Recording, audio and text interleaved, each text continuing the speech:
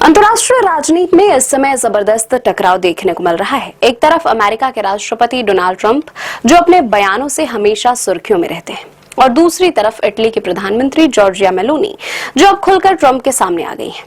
पहले बयानबाजी, फिर आरोप और अब सीधा राजनीतिक युद्ध जैसे हालात बन गए हैं। सवाल ये है कि क्या ये सिर्फ जुबानी जंग है या पश्चिमी देशों के गठबंधन नाटो में दरार की शुरुआत।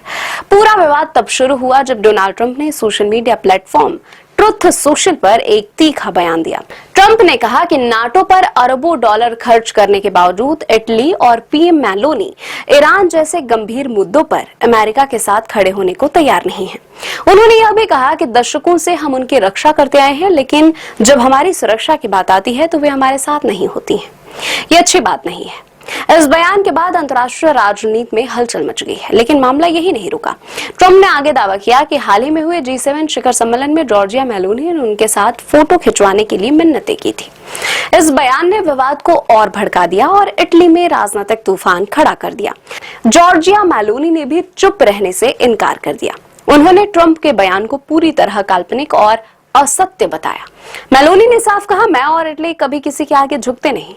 उन्होंने ट्रंप पर पलटवार करते हुए कहा कि अमेरिका के राष्ट्रपति को अपने सहयोगी देशों का इस तरह सार्वजनिक अपमान नहीं करना चाहिए। मेलोनी ने यह भी कहा कि अगर अमेरिका को वैश्विक सुरक्षा की चिंता है तो उसे दुश्मनों के खिलाफ भी उतनी ही सख्ती दिखानी चाहिए। इस पूरे विवाद में नाटो और ईरान का मुद्दा भी जुड़ गया है। ट्रंप का आरोप है कि इटली और कुछ यूरोपीय देश अमेरिका के साथ सुरक्षा मुद्दों पर उतने सक्रिय नहीं है जितना उन्हें की होना चाहिए। वहीं इटली का कहना है कि वह अपनी संप्रभुता और स्वतंत्र विदेश नीति के साथ आगे बढ़ रहा है। अब सबसे बड़ा सवाल यही है कि क्या ट्रंप का ये बयान सिर्फ राजनीतिक दबाव की रणनीति है या फिर नाटो देशों के बीच बढ़ती खाई की असली तस्वीर सामने आ रही है, और क्या अमेरिका यूरोप रिश्ते में यह विवाद आगे और बड़ा रूप ले सकता है। फिलहाल दोनों नेताओं के बीच बयानबाजी तेज है और दुनिया की नजरें इस टकराव पर टिकी हुई है, क्योंकि जब अमेरिका और यूरोप आमने सामने आते हैं तो असर सिर्फ राजनीति पर नहीं बल्कि पूरी दुनिया की सुरक्षा पर पड़ता है।